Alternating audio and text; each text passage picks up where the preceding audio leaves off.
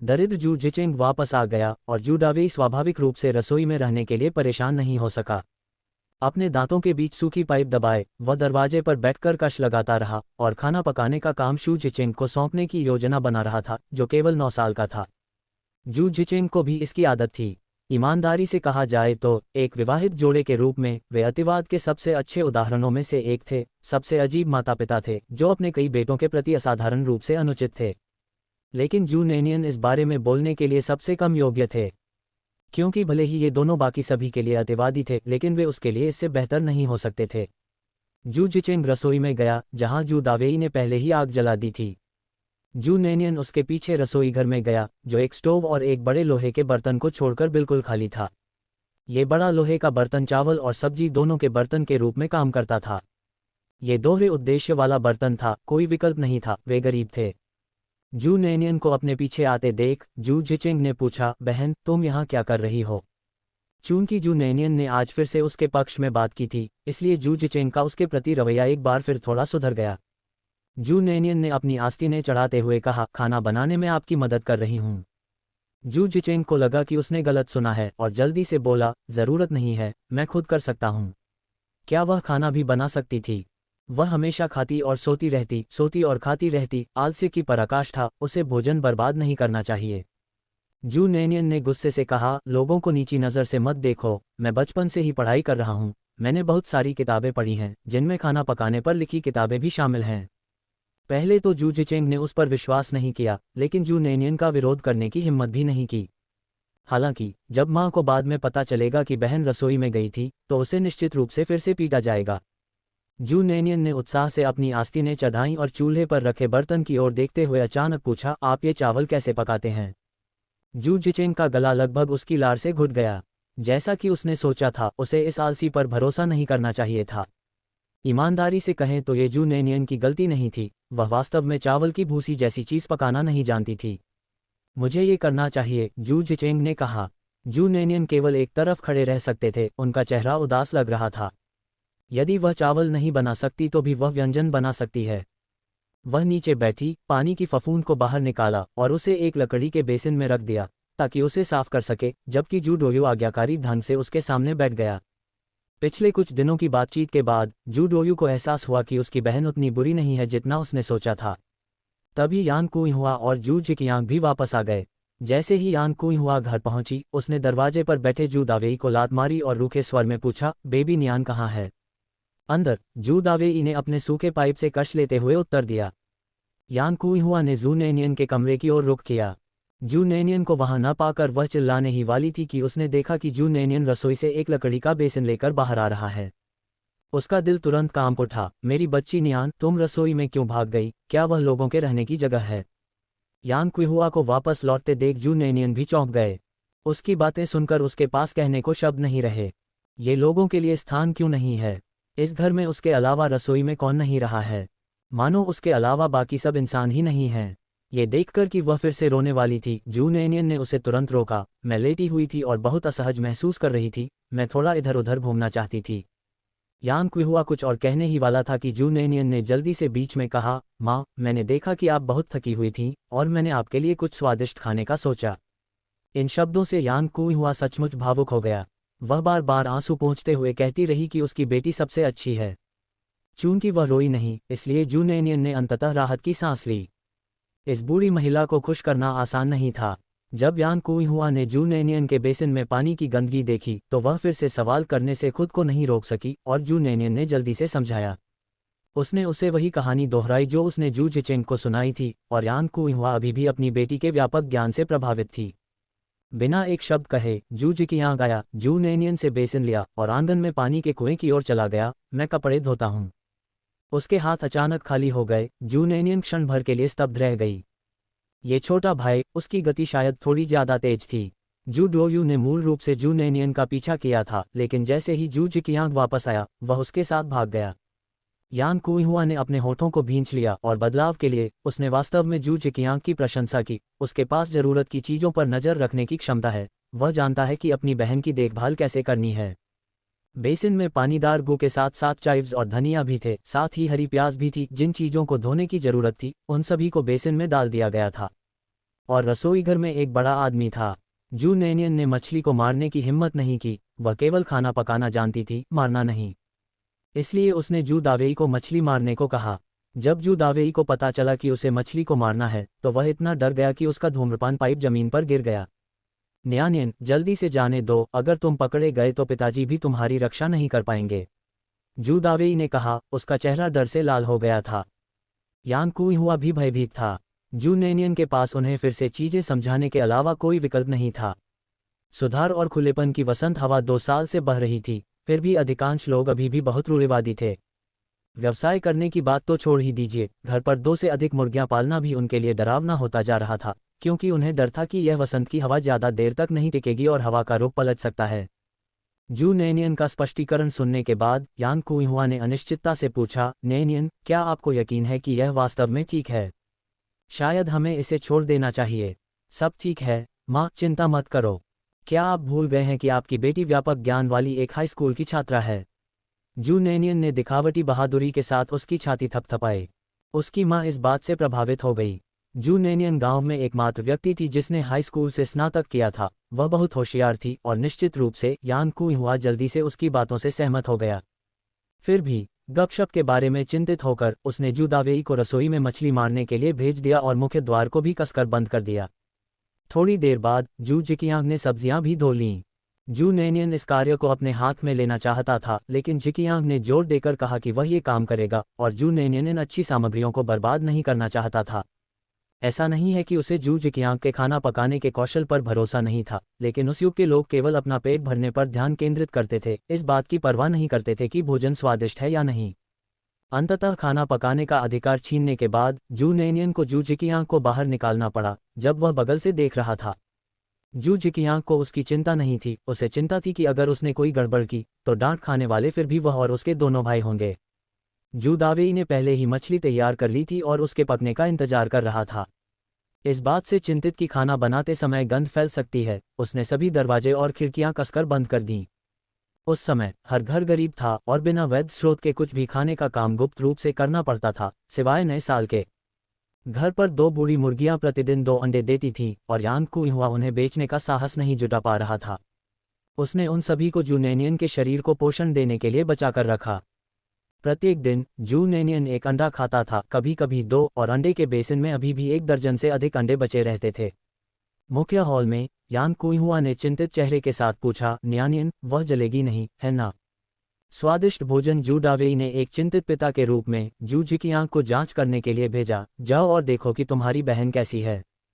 जू जिकियांग को अभी अभी बाहर भेजा गया था। यान कुइहुआ ने यह भी कहा, ठीक है ठीक है ठीक है जिकियांग, जाओ मदद करो और सुनिश्चित करो कि तुम्हारी बहन जल न जाए। यह उसका पहली बार खाना पकाने का अनुभव है। जू जिकियांग को असहाय महसूस करते हुए वापस रसोई में जाना पड़ा। जू नैनियन मछली पका रही थी। घर पर कोई वनस्पति तेल नहीं था, केवल लाद था जो सुअर की चर्बी से प्राप्त तेल है। उस युग के दौरान पाले गए सभी सुअरों को बिना चारे के पाला जाता था और उनसे प्राप्त तेल बाद की पीढ़ियों के तेल की तुलना में अधिक सुगंधित होता था। परिवार गरीब था और आमतौर पर तेल का उपयोग करने से हिचकिचाता था। वे इसे एक बड़े मिट्टी के बर्तन में रखते थे और खाना पकाने के लिए इसका बहुत कम उपयोग करते थे। यहाँ तक कि जब वे इसका उपयोग करते भी थे तो वे उबलते पानी में चॉपस्टिक से थोड़ा सा पानी डाल देते थे। इसका आधा हिस्सा तो पहले ही खत्म हो चुका था। शू नैनियन ने मूल रूप से मछली को भाप में पकाने की योजना बनाई थी, लेकिन परिवार की गरीबी और सुविधाओं की कमी को देखते हुए उन्होंने इसे उबालने का निर्णय लिया ताकि बचे हुए सूप का उपयोग चावल भिगोने के लिए किया जा सके। जैसे ही जू जिकियांग अंदर आया, उसने देखा कि जू नैनियन आधा चम्मच तेल निकाल रहा है। जू जिकियांग आमतौर पर खाना पकाते थे और हमेशा बहुत कम मात्रा में खाना बनाने के प्रति सतर्क रहते थे। जू नैनियन को एक बार में इतना तेल डालते देख वह परेशान हो गया और उसने तुरंत कहा, कम तेल का प्रयोग करो। उसने मन ही मन सोचा, वह वास्तव में एक युवा महिला की तरह रहने की आदी है, परिवार की स्थिति से अनजान है। क्या वह सोचती है कि हम अमीर हैं? यदि परिवार के पास सचमुच पैसा होता तो वे मक्का जैसे मोटे अनाज भी खरीदने में असमर्थ नहीं होते और उन्हें चावल की भूसी से ही संतुष्ट होना पड़ता। जू नैनियन खाना पकाने में व्यस्त थी और उसने जू जिकियांग के आने पर ध्यान नहीं दिया था, इसलिए उसकी आवाज़ सुनकर वह चौंक गई। तेल पहले से ही पैन में था और उसने जवाब दिया, ये ठीक है। वह जानती थी कि जू जिकियांग बचत करना चाहती है, लेकिन वह रोजाना नमकीन सब्जियां और बचा हुआ खाना बर्दाश्त नहीं कर सकती थी, न ही उसने परिवार को संघर्ष करते रहने की योजना बनाई थी। अपनी भावी पीढ़ी के अत्यधिक प्रतिस्पर्धी बाजार में जू नैनियन अपने कौशल से करोड़पति बनने में सक्षम रहीं। 1980 के दशक का तो जिक्र ही न करें, जब ऐसा लगता था कि कोई भी व्यापार करके पैसा कमा सकता है। उस युग में व्यवसायों द्वारा पैसा न कमाना दुर्लभ बात थी। इसका मुख्य कारण बाजार में मांग अधिक होना तथा आपूर्ति की कमी थी। जू नैनियन की अपनी योजनाएं थीं, वह जू जिकियांग के उदास चेहरे से अनजान थी, जो उसने सहजता से कहा था, सब ठीक है। यदि वह इस तरह से कुछ और बार खाना पकाती तो वे तेल भी नहीं खरीद पाते। जू नैनियन को इसकी कोई चिंता नहीं थी। एक व्यवसायी की मानसिकता में बचत करने की अपेक्षा अधिक कमाना बेहतर है। जैसे ही चर्बी गर्म लोहे की कड़ाही में पड़ी, वह तेजी से तड़कने लगी, पिघलने लगी और एक आकर्षक सुगंध छोड़ने लगी। जू जिकियांग खाना बनाते समय शायद ही कभी इतना तेल इस्तेमाल करते थे, बमुश्किल ही एक बूंद से अधिक तेल का इस्तेमाल करते थे, इसलिए स्वाभाविक रूप से उन्हें कभी ऐसी गंध का अनुभव नहीं हुआ। अचानक आई सुगंध से वह अनायास ही निगल गया, लालच से नहीं, बल्कि एक स्वाभाविक प्रतिक्रिया के रूप में। हालांकि जू नैनियन ने इस पर ध्यान नहीं दिया। तेल गर्म करने के बाद जू नैनियन ने उसमें अदरक के कुछ टुकड़े डाले, जिससे उनकी सुगंध बाहर आ गई। फिर उसने एक बड़ा कटोरा पानी डाल दिया। उसने मछली के मांस को पहले ही पतले टुकड़ों में काटकर एक कटोरे में रख दिया था, और उसने रीढ़ और हड्डियों को नहीं हटाया, बल्कि जैसे ही पानी उबलता उसे बर्तन में डाल दिया। घर पर उनके पास एकमात्र मसाला नमक था, और अदरक एक ऐसी चीज थी जिसे जू नैनियन को रसोई में ढूंढना पड़ता था, मुख्य रूप से मछली के स्वाद को दूर करने के लिए। चूंकि मछली पतली पतली कटी हुई थी, इसलिए वह जल्दी पक गई, और जू नैनियन ने जल्दी से चॉपिंग बोर्ड से कटे हुए हरे प्याज उठाए और उन्हें चीनी मिट्टी के बर्तन में डाल दिया। लेकिन लोहे का बर्तन जू नैनियन के लिए उठाने के लिए बहुत भारी था, इसलिए जू जिकियांग को इसे बेसिन में डालने में मदद करनी पड़ी। ये घर में एकमात्र चीनी मिट्टी का बेसिन था, जो कथित तौर पर यान कुइहुआ के दहेज का हिस्सा था जब उसने जू दावेई से शादी की थी। मछली के मांस के ताजे स्वाद के साथ मिलकर चर्बी की समृद्ध सुगंध तथा बेसिन में डाले गए उबलते गर्म सूप ने हरे प्याज की खुशबू को बाहर ला दिया। इसकी गंध ही मुंह में पानी लाने वाली थी। डालने के बाद जू नैनियन ने ऊपर से कुछ और हरे प्याज छिड़क दिए, जिससे पकवान आकर्षक और स्वादिष्ट बन गया। यान कुइहुआ और जू दावेई ने पहले ही बाहर से स्वादिष्ट सुगंध सूंघ ली थी। पति, नैनियन क्या पका रहा है, इसकी खुशबू बहुत अच्छी है। यान कुइहुआ ने अपने होठों को चटकाते हुए और रसोई की ओर गर्दन घुमाते हुए कहा। तुम्हें थोड़ी देर में पता चल जाएगा, उसने कहा। जू दावेई भी सुगंध से पूरी तरह मोहित हो गया। उसने अपना पाइप चूसना शुरू कर दिया, जो आमतौर पर उसका पसंदीदा शगल था, लेकिन अचानक उसे यह बेस्वाद लगने लगा। जहां तक अंदर बैठे जू जिकियांग का सवाल है, तो कहने की कोई जरूरत नहीं है, उसने अपने जीवन में कभी भी इतनी स्वादिष्ट गंध नहीं ली थी। खासकर क्योंकि वह वहीं पर था, इसलिए गंध और भी अधिक तीव्र थी, जिसके कारण उसे कई बार अपनी लार निगलनी पड़ी। क्या आप इसे बाहर लाएंगे, उसने पूछा। जू नैनियन ने अपना सिर हिलाया। कोई ज़रूरत नहीं है, जब सब कुछ तैयार हो जाएगा तो हम सब कुछ एक साथ बाहर निकालेंगे। बस इसे ढकने के लिए एक ढक्कन ढूंढना है ताकि यह ठंडा न हो जाए। अगर यह ठंडा हो गया तो इसका स्वाद उतना अच्छा नहीं होगा।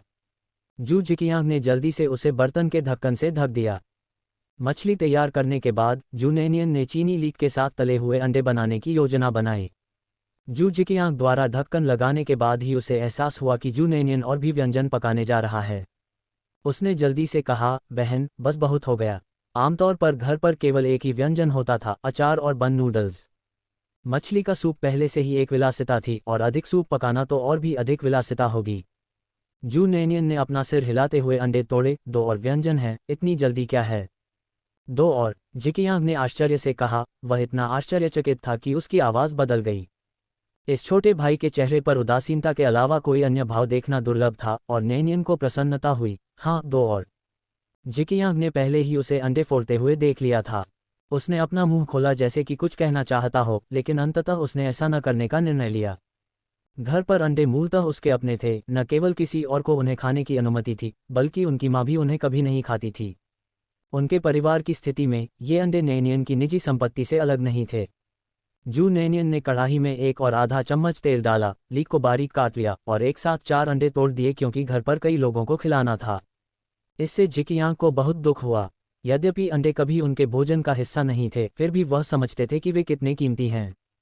उनका स्थान पिछड़ा और गरीब था। गांव में हर घर में केवल 1 या 2 मुर्गियां रखने की हिम्मत थी, और जब वे अंडे देती थी तो उन्हें शहर ले जाते समय पैसे के लिए बचा लिया जाता था। घर पर केवल उनके परिवार के लोग ही अंडे खाते थे। परिणामस्वरूप जिकियांग की नज़र में नैनियन की बर्बादी का स्तर एक और पायदान ऊपर चढ़ गया था। नैनियन को यह पता नहीं था कि केवल खाना बनाने से ही जिकियांग में इतनी सारी भावनाएं जागृत हो जाएंगी। वह अभी भी खाना पकाने में व्यस्त थी। उसने कटे हुए लीक में अंडे फेंटे, उन्हें अच्छी तरह मिलाया, थोड़ा सा नमक डाला, फिर मिश्रण डालने से पहले तेल के गर्म होने का इंतजार किया। अंडे जल्दी ही कढ़ाई में तड़कने लगे, सुनहरे टुकड़ों में बदल गए, चमकदार हो गए और एक आकर्षक खुशबू छोड़ने लगे। अंडे का पैनकेक सफलतापूर्वक तैयार हो गया और नैनियन ने जल्दी से उसे बाहर निकाला और एक प्लेट पर रख दिया।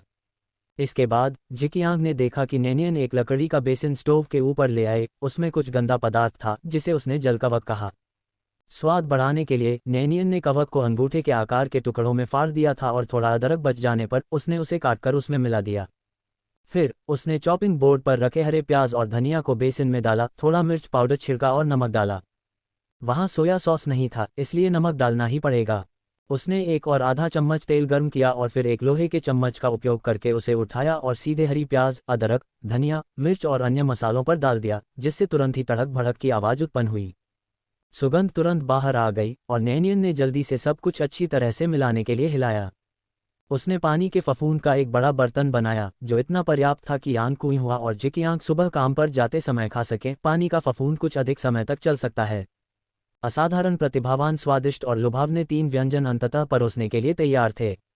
और अब जू जिकियांग के दिमाग में एक ही विचार था कि जू नैनियन को कभी भी रसोई में आने की अनुमति नहीं दी जानी चाहिए। इस तरह से बर्बादी होने पर घर का खाना पकाने का तेल खत्म होने में ज़्यादा दिन नहीं लगेंगे। जैसे ही उसने एक बार फिर स्वादिष्ट भोजन बनाना शुरू किया, जू नैनियन को अचानक गर्व का एहसास हुआ। एक हाथ में ठंडे मिश्रित पानी की फंगस की प्लेट और दूसरे हाथ में ऑमलेट का पैन लिए जू जिकियांग मछलियों से भरा एक बड़ा चीनी मिट्टी का बेसिन उठाए हुए था। परिवार पहले से ही खाने की मेज पर इंतजार कर रहा था। जू नैनियन और जू जिकियांग द्वारा लाए गए व्यंजनों को देखकर सभी का मुंह आश्चर्य से खुला रह गया। जू नैनियन को अंदर से थोड़ा आत्मसंतुष्ट महसूस हुआ। यान कुई हुआ और जू दावेई को बेंच पर बैठाते हुए जू नैनियन ने कहा, माँ, इसे चखकर देखो कि यह स्वादिष्ट है या नहीं। यान कुई हुआ और जू दावेई ने मछली के सूप के बर्तन को और फिर ऑमलेट को देखा और लगातार लार निगल रहे थे। यहाँ तक कि नए साल पर भी उनकी मेज पर आमतौर पर इतनी भव्यता नहीं होती थी। यान कुई हुआ सुगंध से सीधे तौर पर लुभा गई, लेकिन ऑमलेट और उसके ऊपर चमकते तेल को देखकर उसे और भी अधिक दिल का दर्द महसूस हुआ।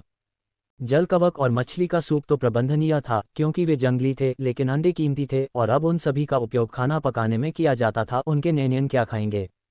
यान कुई हुआ के होंठ हिल गए जब उसने सोचा कि वह शू नैनियन को बताए कि वह अंडे एक तरफ रख दे और वह उन्हें खुद खा ले तो उसे कोई आपत्ति नहीं है।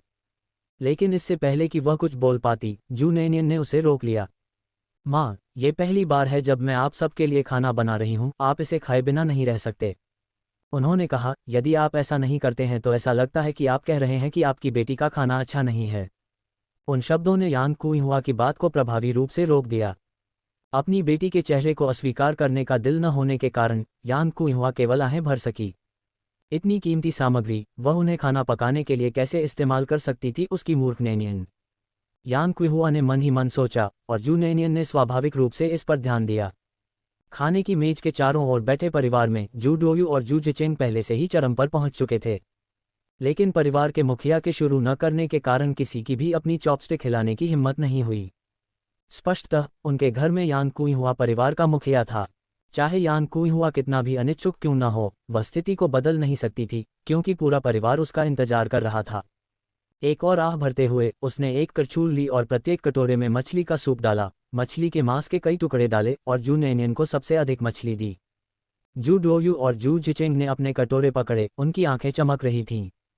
शू नैनियन के कटोरे में अनाज की भूसी नहीं थी क्योंकि उसने पहले भी रसोई घर में कोशिश की थी और उसे निगलना बहुत कठिन था, यहाँ तक कि सूप और व्यंजनों का आनंद लेने से भी कम संतोषजनक था।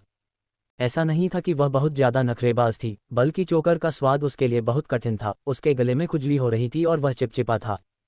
इस युग में लोग केवल अपना पेट भरने के बारे में चिंतित थे, लेकिन वह यहाँ की नहीं थी। उसे एक साथ सब कुछ अपनाने के लिए कहना सचमुच थोड़ा कठिन था, खासकर इसलिए क्योंकि उसके भावी जीवन में वह एक खाने की शौकीन थी जिसने दुनिया भर के व्यंजनों का स्वाद लिया था। इसके अलावा वह एक शेफ से एक पेटू बन गई थी। परिवार ने अपने अपने कटोरे पकड़े और पूरे मन से खाना खाया। जू डोयू ने जू नैनियन से भी अधिक तेजी से खाना खाया। जू नैनियन ने जल्दी से जू डोयू से कहा कि वह मछली की हड्डी से घुटन से बचने के लिए धीरे चले। जू नैनियन ने ध्यान से देखा और महसूस किया कि यद्यपि यान कुई हुआ उसके प्रति पक्षपातपूर्ण थी, फिर भी वह अपने बच्चों के प्रति स्वयं की अपेक्षा अधिक उदार थी। उसने शू जिकियांग और उसके दोनों भाइयों के लिए सूप के कटोरे में मछली के कई टुकड़े डाले, साथ ही शू दावेई के लिए भी कई टुकड़े डाले, लेकिन उसके अपने कटोरे में केवल सूप था। जू नैनियन ने असहाय होकर आह भरी, यह अनुमान लगाते हुए कि जब उसने पहले जू डोयू को कुत्तों के सामने फेंकने का उल्लेख किया था तो ये सिर्फ दिखावा था। उसने गलतफहमी जताई थी, इसलिए उसने बस एक चम्मच लिया और खुद को मछली का एक बड़ा स्कूप दे दिया। यान कुइहुआ ने जल्दी से कहा कि इसकी कोई ज़रूरत नहीं है, जिस पर जू नैनियन ने जवाब दिया, यह आवश्यक है माँ, मौसम गर्म है और मछली लंबे समय तक नहीं रहेगी। इससे पहले कि यह खराब हो जाए इसे खा लेना बेहतर है। तो फिर तुम्हें खुद भी अधिक खाना चाहिए, यान कुइहुआ ने स्नेहपूर्वक कहा। देखो तुम कितने पतले हो गए हो। यह माँ की गलती है कि वह बेकार है और हमारे न्यानियन को कष्ट दे रही है। बोलते हुए वह अपने आंसू पोंछने के लिए आगे बढ़ी। जू नैनियन ने अपनी पतली बाँह पर नज़र डाली और महसूस किया कि वह वास्तव में काफ़ी दुबली पतली थी, लेकिन उसे यह पसंद आया। अपने पिछले जीवन में वह हमेशा स्वादिष्ट भोजन से घिरी रहती थी। यद्यपि उनका वजन बहुत अधिक नहीं था, फिर भी उनकी कमर के आसपास की अतिरिक्त चर्बी को कम करके नहीं आंका जा सकता था। जू नैनियन ने कहा, मैं अकेले इतना नहीं खा सकता। माँ, आप हर दिन कड़ी मेहनत करती हैं, आपको और अधिक खाना चाहिए। ये शब्द यान कुइहुआ के दिल को छू गए। जू जिकियांग के काम शुरू करने से पहले उसे अकेले ही घर का खर्च चलाना पड़ता था। क्या यह उसके लिए आसान था? लेकिन उनके पति का एक पैर लंगड़ा था और वे अक्सर दर्द की शिकायत करते थे, काम करने में असमर्थ थे और वह अपनी परिस्थितियों को बदलने में असमर्थ महसूस करती थीं। सचमुच, केवल एक बेटी ही जानती है कि उसे कैसे सांत्वना दी जाए। उसने अपनी बेटी पर यूं ही लाड़ प्यार नहीं किया था। यान कुइहुआ के लिए एक बड़ा चम्मच मछली निकालने के बाद जू नैनियन ने जू दावेई और उसके 3 छोटे भाइयों के लिए भी यही किया। जू डोयू ने अपना छोटा कटोरा पकड़ा हुआ था, उसकी काली आंखें चमक रही थीं और उसका मुंह खाने से चिकना था। जू जिचेंग की हालत भी ज़्यादा अच्छी नहीं थी, केवल जू जिकियांग ही थोड़ा बेहतर लग रहा था। मछली वास्तव में अधिक समय तक नहीं टिक सकती थी, लेकिन मछली का सूप चावल भिगोने के लिए रखा जा सकता था। पूरे परिवार ने खाया, उनके मुंह चिकनाई से चमक रहे थे। यह अब तक की सबसे स्वादिष्ट चीज़ थी। जू डोयू युवा होने के कारण अपनी भूख पर नियंत्रण नहीं रख सका। जू नैनियन ने उसे ज़्यादा खाने की अनुमति नहीं दी, क्योंकि उसे डर था कि कहीं वह ज़्यादा ना खा ले। खाना जारी रखने में असमर्थ जू डोयू ने अफसोस के साथ अपने होठों को चटकाया और खाने की मेज पर मछली के साथ चीनी मिट्टी के बर्तन बेसिन को लालसा से देखा। वह समय समय पर जू जिकियांग की ओर भी देखता रहता था। जू जिकियांग को पता था कि उसने उस शाम कुछ ज़्यादा ही खा लिया था और उसने अपना दिल नहीं पिघलाया। ये यान कुइहुआ था जो डांटने से खुद को नहीं रोक सका, तुम छोटे खरगोश हो। आपकी बहन आपको अपने भले के लिए खाना न खाने के लिए कह रही है। आप कहाँ देख रहे हैं? क्या तुम्हें विश्वास है कि मैं तुम्हें मार डालूंगा? डरी हुई जू डोयू कांप उठी। जू नैनियन ने अपने सिर में दर्द महसूस करते हुए यान कुइहुआ को खींचते हुए कहा, माँ, डोयू को हर समय मारना बंद करो। यान कुइहुआ को नहीं लगता था कि इसमें कुछ भी गलत है, उसके दिल में उसकी बेटी हमेशा बहुत दयालु थी। दूसरी ओर मेज के दूसरी ओर बैठे जू जिकियांग और जू जिचेंग थोड़ा हैरान थे। आखिरकार इस घर में जू डोयू को सबसे ज्यादा मारने वाला व्यक्ति उनकी तीखी जीभ वाली मां नहीं थी, बल्कि उनकी आलसी, लालची और उग्र बड़ी बहन थी। हालांकि पिछले कुछ दिनों में उसका असामान्य व्यवहार अब कोई दुर्लभ घटना नहीं रह गया था, इसलिए उन्होंने केवल एक क्षण के लिए आश्चर्य व्यक्त किया।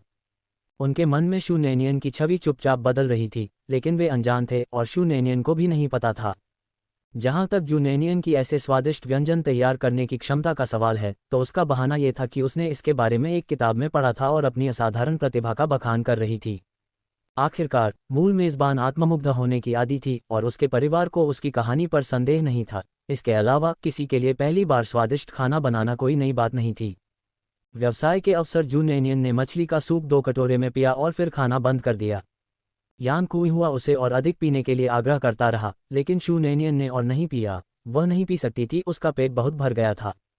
उन्होंने केवल 3 व्यंजन बनाए थे, लेकिन मात्रा बहुत अधिक थी। और फिर भी उन्होंने हर आखिरी चीज़ को चमका दिया था। जब यान कुइहुआ और जू दावेई ने अपनी चॉपस्टिक नीचे रखी, तब भी उनमें अनिच्छा का भाव था।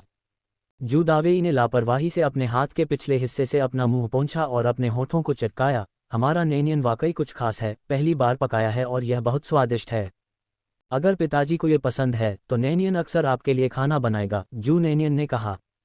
इससे जू दावेई इतना खुश हुआ कि उसने खुशी से आंखें सिकोड़ते हुए कहा, ऐसा बार बार करने की कोई ज़रूरत नहीं है मेरी बच्ची, मुझे तुम पर बहुत दया आएगी अगर तुम हर समय रसोई में रहो। यान कुइहुआ ने तुरंत सहमति व्यक्त की, बिल्कुल, तुम हमारी छोटी सी खजाना हो, तुम ये गंदे काम नहीं कर सकते। जब यान कुइहुआ ने ये कहा तो उसने अन्य 3 भाइयों की पूरी तरह से उपेक्षा की, मानो उन्हें कहीं से उठा लिया गया हो। जू नैनियन को चिंता थी कि ये शब्द उसके 3 छोटे भाइयों की भावनाओं को ठेस पहुंचाएंगे, लेकिन उसे आश्चर्य हुआ कि वे बिल्कुल भी विचलित नहीं हुए, स्पष्ट रूप से इसके आदी हो गए थे। इससे जू नैनियन को अजीब सा महसूस हुआ। रात के खाने के बाद जू दावेई ने अपना पाइप पीना जारी रखा, जबकि यान कुइहुआ ने डिस्टपेन से फलियों को छांटना शुरू कर दिया। जू जिकियांग और उनके 2 भाइयों ने भी मदद की। जू नैनियन भी मदद करना चाहती थी, लेकिन यान कुइहुआ ने उसकी बात नहीं सुनी और जोर देकर कहा कि वह आराम करने के लिए अपने कमरे में वापस चली जाए। कोई विकल्प न होने पर जू नैनियन अपने कमरे में लौट आए। एक बार उसके कमरे में जू नैनियन ने उन मोटे कपड़ों को देखा जो उसने बिस्तर पर फेंक दिए थे।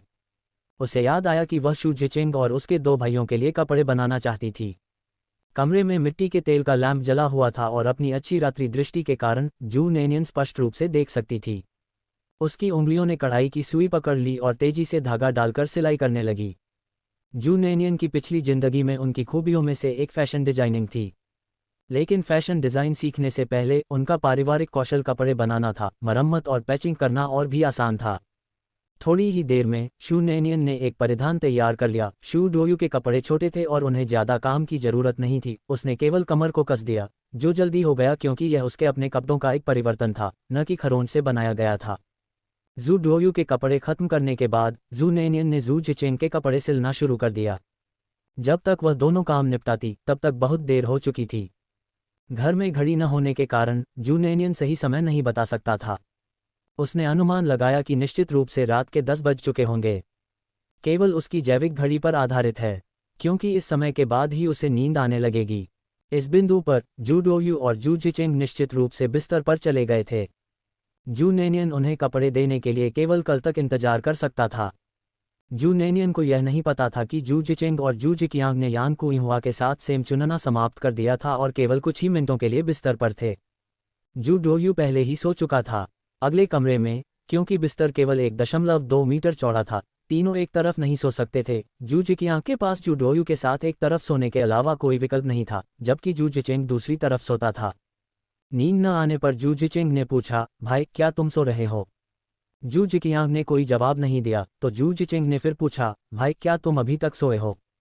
अभी नहीं, जू जिकियांग ने अनिच्छा से उत्तर दिया। जू जिचेंग को थोड़ा उलझन महसूस हुई। भाई क्या आपने देखा है कि बहन थोड़ी अलग लग रही है? अलग कैसे? अंधेरे में जू जिकियांग ने अपनी आंखें खोलीं और याद किया कि कैसे जू नैनियन ने पहले रसोई में बेपरवाही से तेल निकाला था। जू जिचेंग ने अपनी उंगलियों पर गिनती की। बस फर्क इतना है कि पिछले 2 दिनों से बहन ने हमें नहीं मारा है और वह हमारे लिए खाना बना रही है, और यह विशेष रूप से स्वादिष्ट है। शू नैनियन द्वारा बनाए गए अंडे के पैनकेक और उबली हुई मछली को याद करते हुए शू जिचेंग ने फिर से अपने होंठ चाटे। विश्वास नहीं कर सका कि यह कितना स्वादिष्ट था। ये नमकीन पैनकेक से कहीं बेहतर था।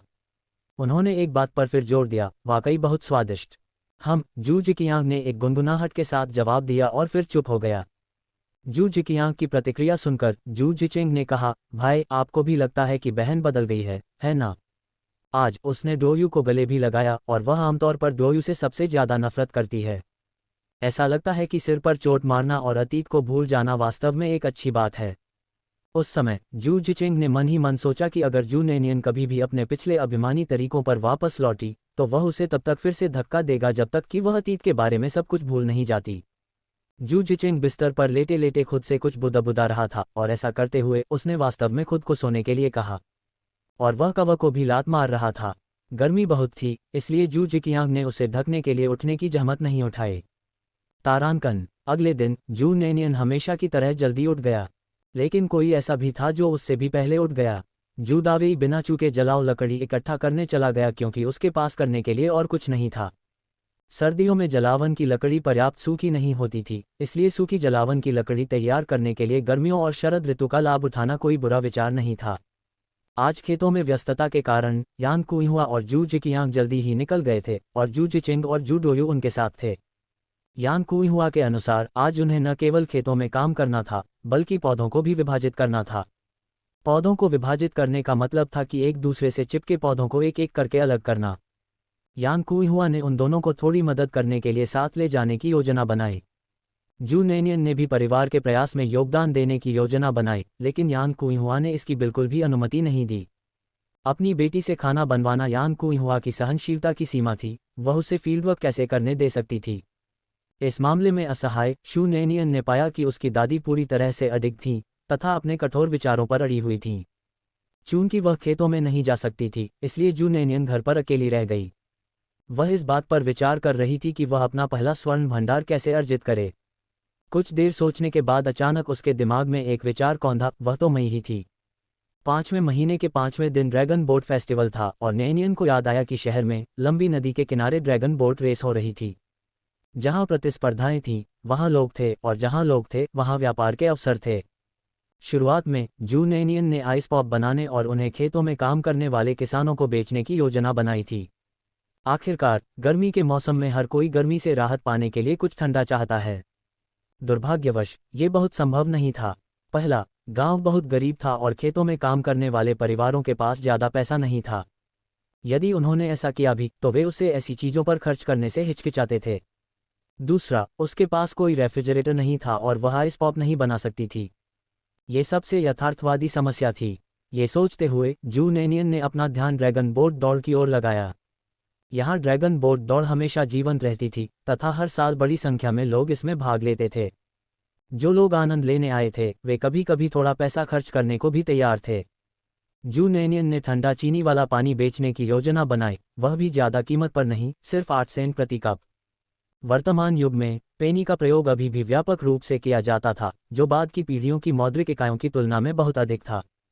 उन कपड़ा फैक्ट्री श्रमिकों को प्रति माह केवल 10 युआन के आसपास कमाई होती थी।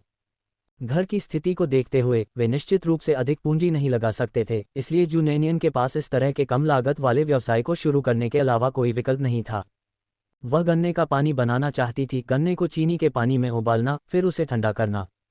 जू नेनियन को याद आया कि कल जब वह जंगली सब्जियां खोदने के लिए जू जिचेंग के साथ पहाड़ पर गई थी, तो उसने कुछ बिखरे हुए जंगली गन्ने देखे, हालांकि उसे नहीं पता था कि वे मीठे थे या नहीं। उसने जाकर देखने की योजना बनाई। यदि वे उपयोग योग्य होते तो वह तुरंत उन्हें भर्ती कर लेती। पैसा कमाने के विचार ने जल्द ही जू नेनियन को जुझारू भावना से भर दिया। इस समय जिन यू ने अपने मिशन में असफल होने के बाद जल्दबाजी में पैराशूट से उतरने का निर्णय लिया। वह आसमान से नीचे गिरा और जमीन से एक निश्चित दूरी पर पहुंचने पर ही उसने अपना पैराशूट खोला। अपने शरीर में एक असामान्य सनसनी महसूस करते हुए जिन यू ने अपनी भौहें गहरी कर लीं, उसकी आंखों में क्रूरता की चमक चमक उठी। अरे, इन कमीनों ने उसे नशा देने की हिम्मत की। अंततः जिन यू एक बड़ी पर्वत श्रृंखला में पहुंच गया। दवा के प्रभाव में उसका दिमाग धुंधला हो गया और उसे लगा कि उसका सिर तेजी से घूम रहा है। जू नेनियन को अभी जंगली गन्ने वाली जगह मिली ही थी कि उसने नीचे कुछ देखा। करीब से जांच करने पर पता चला कि वह एक व्यक्ति था, और वह एक सुंदर आदमी था जिसे देखकर किसी के भी मुंह में पानी आ सकता था। जू नेनियन सुंदरता का दीवाना होने के कारण अवचेतन रूप से उसके पास चला आया। ऐसा लग रहा था जैसे वह आदमी बेहोश हो गया हो। अरे उठो, क्या तुम ठीक हो? धूप से बचने के लिए जू नेनियन ने घर से निकलते समय एक पुआल टोपी भी पहन रखी थी। लेकिन जैसे ही वह उसके पास पहुंची, उस आदमी ने अचानक अपनी आंखें खोल दीं, जो शिकार का पीछा कर रहे बाज की तरह तेज थीं। जू नेनियन एक पल के लिए अचंभित रह गया, इतनी खूबसूरत आंखें। जू नेनियन अभी भी बेहोश थी, तभी अचानक दुनिया उसके चारों ओर घूम गई। कई घंटों बाद जिन यू बेहोश हो गया। जू नेनियन ने असहाय भाव से आकाश की ओर देखा। उसके सुंदर और सम्मोहक चेहरे को देखने के लिए अपना सिर घुमाते हुए जू नेनियन को ऐसा महसूस हुआ जैसे वह हत्या करना चाहती हो। वास्तव में अच्छे दिखने वाले सभी लोग अच्छे लोग नहीं होते। लेकिन सच तो यह है कि वह हिम्मत नहीं करेगी, न ही वह ये खबर फैलाना चाहती थी। इसके अलावा इससे निश्चित रूप से बहुत हंगामा मचेगा। हालांकि उसे अपनी तथाकथित प्रतिष्ठा की परवाह नहीं थी, लेकिन उसे अपने बारे में बात करना भी पसंद नहीं था। सबसे महत्वपूर्ण बात यह है कि वह नहीं चाहती थी कि यान कुइहुआ को इस बारे में पता चले। यदि यान कुइहुआ को पता चल जाता तो वह शायद रो रो कर मर जाती। वह उसे इस आदमी से शादी करने के लिए मजबूर भी कर सकती है। एकमात्र बात जिसने उसे सांत्वना दी वह ये थी कि उस आदमी के दांत पीले नहीं थे या उसका शरीर ढीला ढाला नहीं था, अन्यथा ये पूरी तरह से घृणित होता। इस समय भी वह ऐसी चीज़ों के बारे में सोचने में सक्षम थी। जू नेनियन को लगा कि वह सचमुच असाधारण रूप से निश्चिंत थी। काम हो चुका था और जू नेनियन किसी और की गलती के कारण अपना जीवन समाप्त नहीं कर सकती थी। उसने वास्तव में उस आदमी को मारने की हिम्मत भी नहीं की। इस समय जू नेनियन को सचमुच बिना आंसू के रोने का मन हुआ। ये कैसी गड़बड़ थी। अचानक उसे उस आदमी के सुंदर चेहरे की प्रशंसा करने का भी समय मिल गया। जू नैनियन सोचने से खुद को नहीं रोक सकी, सौभाग्य से वह रूप रंग पर केंद्रित थी और सौभाग्य से यह आदमी आकर्षक था। उसने आह भरते हुए निष्कर्ष निकाला कि यह वास्तव में एक ऐसी दुनिया है जो दिखावे से निर्णय लेती है। ऐसा नहीं है कि वह सचमुच मौत की तलाश में जाएगी। कांपते हुए वह जाने के लिए उठी। अंत में जू नैनियन से रहा नहीं गया और उसने पीछे मुड़कर उस आदमी के चेहरे पर एक लात मार दी। एक अच्छे चेहरे की ऐसी बर्बादी। तारांकन। शाम तक जिनयू अंततः जाग गया। वह सुस्त और भ्रमित था। यादें उसके दिमाग में उमड़ पड़ीं, लेकिन छवियां बहुत धुंधली थीं, क्योंकि उसने उस समय उस व्यक्ति का चेहरा स्पष्ट रूप से नहीं देखा था। जिनयू ने अचानक अपना माथा पकड़ लिया। उसके सिर में दर्द होने लगा क्योंकि उसे बेहोश होने से पहले की घटना याद आ गईं।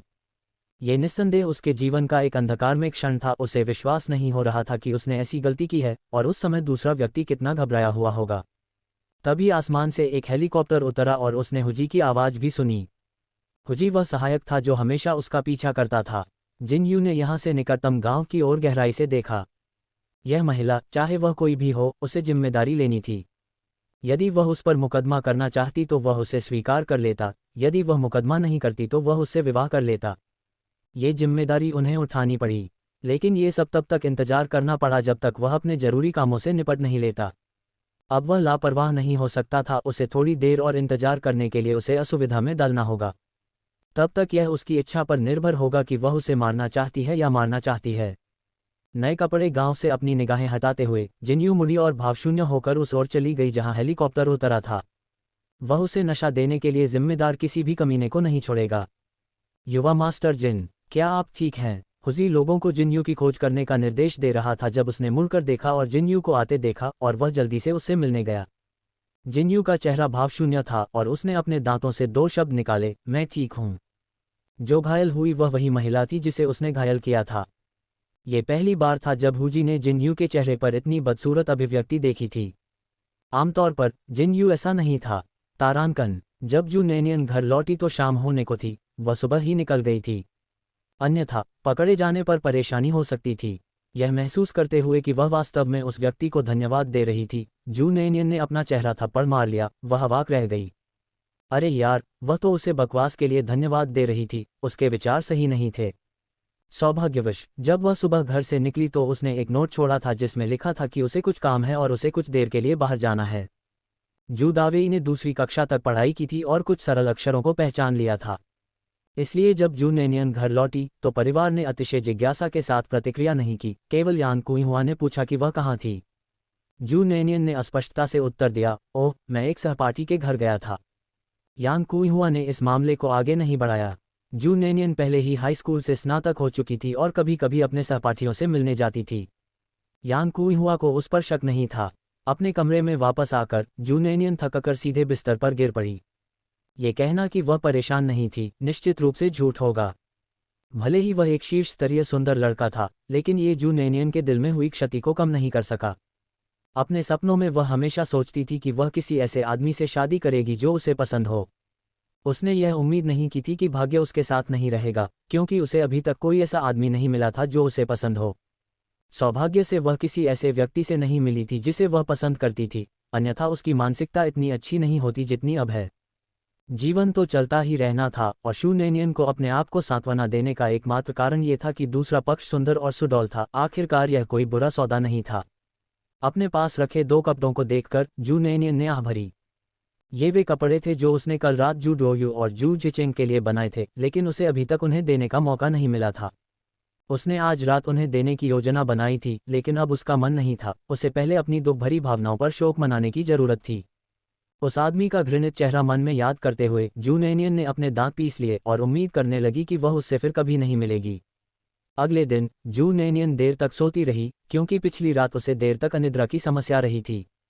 अपनी भावनाओं को शांत करने के बाद उसकी उदासी और दुख भी दूर हो गया। जू नैनियन का हमेशा के लिए दुख में रहने का इरादा नहीं था। जीवन तो चलता ही रहना चाहिए और वह इससे हार नहीं सकती थी।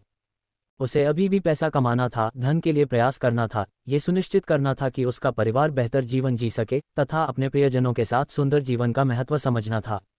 इस बात का एहसास होने के बाद शू नैनियन लड़ने की भावना से भर गया। उसने कल फिर से जंगल का दौरा करने का दृढ़ निश्चय किया। तब तक वह आदमी निश्चित रूप से वहां नहीं होगा। तारांकन। आज बारिश हुई, इसलिए जू जिकियांग और यान कुइहुआ काम पर नहीं गए और पूरा परिवार घर पर ही रहा। जू जिकियांग बाहर मुर्गियों को खाना खिला रही थी, जबकि यान कुइहुआ घर पर फलियां तोड़ रही थी। जू डोयू और जू जिचेंग उसके साथ मदद कर रहे थे। उस सुबह दोनों लोग आंगन में दौड़ रहे थे। उनकी पतलून की टांगें कीचड़ से सनी हुई थीं और उनके कपड़े थोड़े गीले थे, लेकिन वे कुछ नहीं कर सकते थे। उनके पास केवल एक ही जोड़ी कपड़े थे। जू नैनियन के बिस्तर से उठने से पहले ही उसने खुद को कल की हर बात भूलने पर मजबूर कर लिया था। जीवन तो चलता ही रहना था और वह उन दुखद घटनाओं के बारे में सोचती नहीं रह सकती थी। जू डोयू और जू जिचेंग के लिए कपड़े हाथ में लेकर जू नैनियन अपने कीचड़ से सने छोटे भाई को देखने के लिए अपने कमरे से बाहर निकली। डोयू, जिचेंग, ये कपड़े ले लो और इन्हें पहन लो ताकि तुम्हें सर्दी न लग जाए, जू नैनियन ने कहा। उसकी आवाज़ सुनकर जू डोयू और जू जिचेंग ने एक साथ अपने सिर उठाए और जू नैनियन के हाथों में कपड़ों को शून्य दृष्टि से देखने लगे। यान कुइहुआ ने हैरान होकर पूछा, न्यानियन, तुम क्या कर रहे हो? ओह, मैंने देखा कि डोयू और जिचेंग के पास केवल एक एक जोड़ी कपड़े हैं। मेरी अलमारी में कुछ ऐसे जूते हैं जो अब मुझे फिट नहीं आते, इसलिए मैंने सोचा कि मैं उन्हें दे दूं। जू नैनियन के पास कई कपड़े और पैंट थे जिन्हें वह अब नहीं पहन सकती थी, और यान कुइहुआ ने उन्हें जू जिचेंग और जू डोयू को देने का सुझाव दिया था क्योंकि उनकी बेटी वैसे भी उन्हें पहन नहीं सकती थी। लेकिन उस समय जू नैनियन ने तुरंत मना कर दिया था, रोते हुए और हंगामा करते हुए। यान कुइहुआ पर आरोप लगाया था कि वह अब उससे प्यार नहीं करता। पूर्व जू नैनियन बहुत ही दबंग थी। वह कभी भी उन कपड़ों को देने को तैयार नहीं होती थी जो वह अब नहीं पहनती थी, विशेष रूप से वे दो कपड़े जो उसे अभी भी पसंद थे। वह उनसे अलग होने के लिए और भी अधिक अनिच्छुक थी। यान कुइहुआ, जो अपनी बेटी से बहुत प्यार करती थी, उसे परेशान होते हुए नहीं देख सकी। उन्होंने नैनियन को शांत करते हुए कहा, यदि आप उन्हें नहीं देना चाहते तो मत दीजिए, और फिर कभी इस मुद्दे को नहीं उठाया। अब जू नैनियन को जू डोयू और जू जिचेंग को अपने कपड़े देने की पहल करते हुए देखकर यान कुइहुआ को आश्चर्य हुआ कि क्या किसी बात ने उसकी बेटी को परेशान कर दिया है। न्यानियन, क्या हुआ? माँ को मत डराओ। यान कुइहुआ की चिंतित नज़र देखकर जू नैनियन ने जल्दी से कहा, माँ, मैं ठीक हूँ। मैं पहले तो बचपना कर रहा था। चूंकि मैं इन कपड़ों को वैसे भी नहीं पहन सकता, इसलिए बेहतर होगा कि इन्हें डोयू और जिचेंग को दे दिया जाए। ये कहते हुए जू नैनियन ने जानबूझकर यान कुइहुआ को आंख मारी। यान कुइहुआ को तुरंत वह अजीब सपना याद आ गया जिसके बारे में जू नैनियन ने उसे बताया था, और अचानक उसे समझ आ गया कि उसकी बेटी ऐसा क्यों कर रही थी। जल्दी करो और इन्हें ले लो, तुम्हारी बहन तुम्हें कपड़े दे रही है। अपने दोनों बेटों को अभी भी अपनी बहन को घूरते देखकर यान कुइहुआ ने दोनों की पीठ पर एक एक थपथपाया। जू डोयू और जू जिचेंग ने जू नैनियन की ओर अविश्वास से देखा और उसके द्वारा दिए गए कपड़ों को स्वीकार कर लिया। जू नैनियन ने यान कुइहुआ को ये बातें इसलिए बताईं ताकि वह भविष्य में जब वह अपने भाइयों के प्रति दयालु होगी तो उसकी मां के संदेह से बच सके। नए कपड़े पाकर जू डोयू और जू जिचेंग ने उन्हें खजाने की तरह संजोकर रखा। जू जिचेंग को डर था कि उसके हाथों की गंदगी उन पर दाग लगा देगी, इसलिए उसने नए कपड़ों को ध्यान से छूने से पहले अपने हाथों को अपनी पैंट पर रगड़ा। यद्यपि वे शू नैनियन के द्वारा इस्तेमाल किए गए थे, भाइयों के लिए वे नए जैसे ही थे, खासकर इसलिए क्योंकि उनमें कोई पैच नहीं था। जू जिचेंग की आंखें अचानक गर्म हो गईं, लाल हो गईं और वह हकलाते हुए बोला, धन्यवाद बहन। इस बार उनका धन्यवाद हार्दिक था। माँ की नज़र हमेशा केवल नैनियन पर ही रहती थी और हर साल परिवार के कपड़ों के कूपन का उपयोग केवल उसके लिए कपड़े बनाने में ही किया जाता था। वह और डोयू कई वर्षों से एक ही तरह के कपड़े पहनते आ रहे थे, उन पर पैच लगाए गए थे जब तक कि मूल कपड़ा मुश्किल से दिखाई देता था। जू डोयू युवा होने के कारण नए कपड़े पाकर बहुत खुश था और उसे जू जिचेंग जैसी भारी भावना महसूस नहीं हुई, जो लगभग रोने लगा था। ये दृश्य देखकर जू नैनियन की आंखें नम हो गईं। वे कितने अच्छे बच्चे थे, उसने उन्हें बेहतर जीवन देने का संकल्प लिया।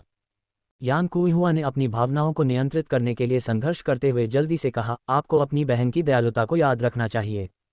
उसे देखो, तुम दोनों के लिए अपने कपड़े त्याग रही है। तुम्हें भविष्य में अपनी बहन के साथ अच्छा व्यवहार करना होगा, वरना माँ तुम्हें नहीं छोड़ेंगी। मम, डोयू बहन के साथ अच्छा व्यवहार करेगा, जू डोयू ने नए कपड़े पकड़े हुए खुशी से कहा। यान कुइहुआ ने जो कुछ भी कहा वह उससे सहमत था, उसकी बड़ी गोल आंखें खुशी से भर गईं। यान कुइहुआ ने संतुष्टि के साथ जू डोयू को देखा, खुश थी कि छोटे बदमाश के लिए उसकी देखभाल व्यर्थ नहीं गई। छोटे जू डोयू ने पहले ही अपना रुख व्यक्त कर दिया था, लेकिन जू जिचेंग ने अभी तक कुछ नहीं कहा था। जब यान कुइहुआ ने यह देखा तो वह उसे उपदेश देना चाहती थी। इससे पहले कि वह कुछ बोल पाती, जू जिचेंग का गला भर आया और उसने कहा, मैं अपनी बहन के साथ अच्छा व्यवहार करूंगा। जब तक बहन इसी तरह रहेगी, पहले जैसी नहीं रहेगी, हमेशा उसे और डोयू को परेशान नहीं करेगी, वह निश्चित रूप से उसके साथ अच्छा व्यवहार करेगा। तभी यान कुइहुआ को संतुष्टि महसूस हुई। जू नैनियन की आंखें मुस्कुराहट के साथ सिकुड़ गईं। तो मैं आप लोगों को पहले ही धन्यवाद दूंगा। जल्दी करो और अपने कपड़े बदलो और गंदे कपड़े धोकर टांग दो। जू डोयू नए कपड़े पहनने के लिए उत्सुक था। जू नैनियन की बातें सुनकर उसने कपड़े पकड़े और कमरे की ओर दौड़ा और जू जिचेंग उसके पीछे पीछे अंदर चला गया। जू नैनियन नीचे झुकी, यान कुइहुआ के साथ सेम तोड़ने का इरादा रखते हुए, जिसने तुरंत उसे रोक दिया। नैनियन, तुम क्या कर रही हो? माँ के साथ सेम तोड़ रहे हैं, है ना? जू नैनियन ने मुस्कुराते हुए कहा। यान कुइहुआ ने कहा, मैं तुम्हें ऐसा कैसे करने दे सकता हूँ, ये गंदा है, माँ को दुख होगा। अगर माँ ऐसा कर सकती है तो नैनियन क्यों नहीं कर सकती? जू नैनियन ने हंसते हुए कहा, उसकी स्पष्ट आंखें हर्ष से चमक रही थीं। यान कुइहुआ तुरंत भावुक हो गया, मेरे अच्छे नैनियन। यद्यपि यान कुइहुआ दूसरों के प्रति बहुत अच्छी नहीं थी और यहाँ तक कि उसे अतिवादी भी कहा जा सकता था, फिर भी वह पूरे दिल से जू नैनियन से बहुत प्यार करती थी। कुछ ही दिनों में यान कुइहुआ ने शू नैनियन को दिखा दिया कि एक माँ द्वारा पोषित होने पर कैसा महसूस होता है। शू नैनियन के लिए, जो पारिवारिक स्नेह की चाहत रखते थे, ये किसी भी धन से अधिक कीमती था। जू डोयू और जू जिचेंग ने कमरे में प्रवेश किया और जल्द ही बाहर आ गए। उन्होंने नीले रंग के मोटे कपड़े पहने हुए थे। यान कुइहुआ हैरान थी, उसे याद आया कि नैनियन के दोनों वस्त्र इतने छोटे नहीं थे और उनकी कमर भी कसी हुई नहीं थी। अपने दिल में संदेह के साथ यान कुइहुआ ने खुद को ये पूछने से नहीं रोका, नैनियन, ये कपड़े इतने सिकुड़ कैसे गए? मुझे याद नहीं कि वे पहले इतने छोटे थे। जू नैनियन का दिल धड़क उठा। अचानक उसे याद आया कि मूल मालिक एक आलसी व्यक्ति था जो कुछ भी नहीं कर सकता था। इस बात से चिंतित कि यान कुइहुआ को शक हो जाएगा, जू नैनियन ने जल्दी से कहा, ओह, मैंने उन्हें काट दिया और डोयू और जिकी आंख के आकार में फिट करने के लिए उन्हें बदल दिया। जैसे ही उसने बात की, जू नैनियन ने यान कुइहुआ को दिखाने के लिए अपनी हथेली ऊपर की, एक दयनीय स्वर का नाटक करते हुए, देखिए माँ, इन 2 कपड़ों को बनाने के लिए मेरी उंगलियों को कई बार सुई से चुभना पड़ा। मैं पूरी रात काम करती रही, सिलाई करती रही, खोलती रही और फिर से सिलाई करती रही। इससे मैं सचमुच बहुत थक गई। यह मरम्मत का काम वास्तव में मनुष्यों के लिए नहीं है। अधिक विश्वसनीय लगने के लिए जू नैनियन ने शिकायत भी करनी शुरू कर दी। ये सुनकर यान कुइहुआ ने अब कोई संदेह नहीं रखते हुए जू नैनियन का हाथ पकड़ लिया और चिंता से कहा, अपनी तरफ देखो, मैंने तुम्हें घर का काम करने से मना किया था और अब तुमने खुद को चोट पहुंचा ली है। आगे से ऐसा काम मत करना, माँ तुम्हारे लिए सिलाई कर देगी। ये देखकर कि वह इस मुद्दे से आगे निकल गई है, जू नैनियन ने बार बार सिर हिलाया, धन्यवाद माँ। लेकिन यान कुइहुआ को काम करने देने का उसका कोई वास्तविक इरादा नहीं था। वह पहले से ही हर दिन काफ़ी मेहनत कर रही थी। जू नैनियन को यह नहीं पता था कि यान कुइहुआ के संदेह से बचने के लिए गढ़ी गई उसकी व्याख्या ने जू जिचेंग को पूरी तरह से प्रभावित कर दिया था। युवा लड़के ने मन ही मन कसम खाई कि अब से वह अपनी बहन के साथ अच्छा व्यवहार करेगा। यान कुइहुआ ने जू जिचेंग और जू डोयू को सीमों को करीब से देखने के लिए अपने पास खींच लिया। ये देखकर कि उनकी सिलाई इतनी बारीकी से की गई है मानो किसी सिलाई मशीन से की गई हो, यान कुइहुआ इतनी प्रसन्न हुई कि वह अपनी बेटी की क्षमता की प्रशंसा करने से खुद को नहीं रोक सकी और शेखी बघारते हुए बोली कि उसने ये सब एक दिन में सीख लिया है। सौभाग्य से यान कुइहुआ और जू दावेई ने अपनी बेटी की प्रतिभा पर आंख मूंद कर विश्वास किया, अन्यथा किसी और को निश्चित रूप से संदेह होता। जल्द ही बाहर आसमान साफ हो गया। जू डोयू ने यान कुइहुआ को सेम चुनने में मदद की, जबकि जू जिचेंग उन कपड़ों को धोने चले गए जिन्हें उन्होंने बदल दिया था। क्योंकि जू नैनियन ने सुई चुभोए जाने का उल्लेख किया था, इसलिए यान कुइहुआ ने उसे और फलियां तोड़ने की अनुमति नहीं दी। कोई विकल्प न होने पर जू नैनियन ने एक स्टूल पकड़ा और धूप सेंकने के लिए आंगन में बैठ गए। बारिश रुकने के बाद सूरज निकल आया और तापमान ठीक था, गर्म और आरामदायक। जू नैनियन ने नज़र घुमाई और दीवार के कोने में चाइव जड़ों के 2 गुच्छे देखे। वे कुछ दिन पहले काटे गए जंगली चाइव थे। चाइव से अंडे के पैनकेक बनाए गए थे, लेकिन इन जड़ों को छोड़ दिया गया था और फेंका नहीं गया था। ये सोचते हुए कि पिछवाड़ा हरी सब्जियों और गोभी से भरा हुआ है, शू नैनियन ने कुछ लीक की जड़ें उठाईं और उन्हें सब्जी के खेत में रोपते हुए पिछवाड़े की ओर चल पड़े। लीक से कई फसलें उगाई जा सकती हैं। जू जिकियांग सब्जियों में खाद डालने के लिए आए थे, तभी उन्होंने जू नैनियन को लीक की जड़ें लगाते देखा। बहन, तुम उस सामान के साथ क्या कर रही हो? जू जिकियांग को जू नैनियन ज्यादा पसंद नहीं था, लेकिन वह हमेशा उसे बहन कहता था। जू नैनियन ने अपना चेहरा पोंछते हुए कहा, जाहिर है मैं इन्हें खाने के लिए लगा रही हूँ, इसलिए हमें अब लीक काटने के लिए इतनी दूर नहीं जाना पड़ेगा।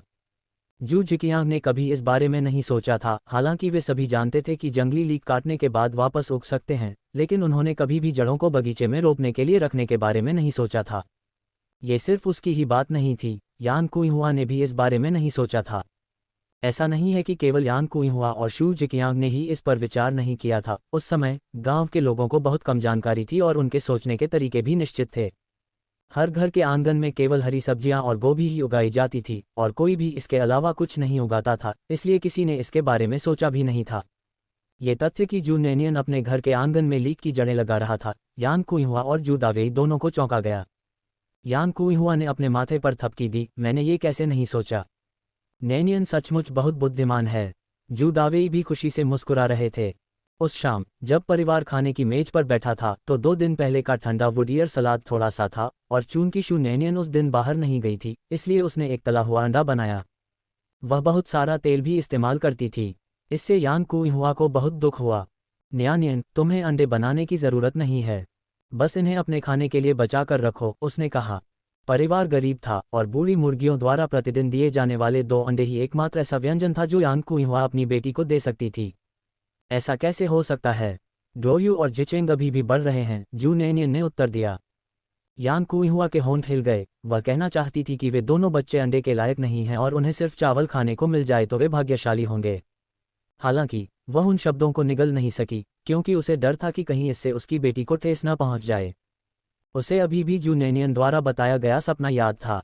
जू डोयू अपने होठों को चाट रहा था और खा रहा था, मानो वह अपनी जीभ भी निगल जाना चाहता हो। जू नैनियन ने 4 अंडे तले और ठंडे वुडियर सलाद के साथ परिवार ने पेट भरकर खाया। जू डोयू और जू जिचेंग के मुंह चिकने थे। पिछले कुछ दिनों में जू नैनियन की अपने दोनों भाइयों के प्रति दयालुता जू जिकियांग की नज़र से नहीं बच पाई और उसने उन्हें धमकाना बंद कर दिया। हालांकि ये सोचकर कि उस दिन शू नैनियन ने अंडे तलने के लिए एक बड़ा चम्मच तेल कैसे निकाला था, शू जिकियांग को बहुत दुख हुआ। यदि वे इसी तरह चलते रहे तो जल्द ही उनके घर का तेल खत्म हो जाएगा। जू नैनियन पैसा कमाना चाहते थे और खुले तौर पर परिवार की स्थिति में सुधार करना चाहते थे, इसलिए स्वाभाविक रूप से उन्हें यान कुइहुआ और जू दावेई को बताना पड़ा। रात्रि भोजन के बाद उसने दोनों को व्यवसाय शुरू करने की अपनी मंशा बताई और परिवार अभी तक अपने कमरों में वापस नहीं लौटा था, वे हॉल में बैठे थे। जू नैनियन की बातें सुनने के बाद यान कुइहुआ ने आश्चर्य से कहा, क्या आप व्यापार करना चाहते हैं? जू नैनियन ने गंभीरता से सिर हिलाया। हाँ माँ, मैं भविष्य में उचित दहेज के लिए कुछ पैसे कमाने के लिए व्यवसाय करना चाहता हूँ। कोई अन्य बहाना न होने के कारण जू नैनियन को दहेज को अपनी ढाल के रूप में उपयोग करना पड़ा। जू नैनियन को व्यापार के बारे में बात करते हुए सुनकर जू दावेई इतना चौंक गया कि उसका धूम्रपान पाइप फर्श पर गिर गया। नैनियन, पिताजी की बात सुनो, तुम सट्टा कारोबार में शामिल नहीं हो सकते। उन्होंने कहा, अगर आप पकड़े गए तो आपको मूर्खता की टोपी पहनाई जा सकती है और आपकी पूंछ काट दी जा सकती है। यान कुइहुआ ने भी सावधानी से कहा, बिल्कुल नैनियन, मैं तुम्हें ऐसा नहीं करने दे सकता। तुम्हें दहेज की चिंता करने की जरूरत नहीं है, तुम्हारे पिता और मैं कोई रास्ता निकाल लेंगे। नैनियन को पता था कि परिणाम ऐसा होगा। इन पुराने लोगों के विचार अभी भी आर्थिक सुधार और खुलेपन से पहले अटके हुए हैं। वह दंपति को व्यस्तता से समझा रही थी, पिताजी, माँ, अब व्यापार करना सट्टा और मुनाफाखोरी के बारे में नहीं है।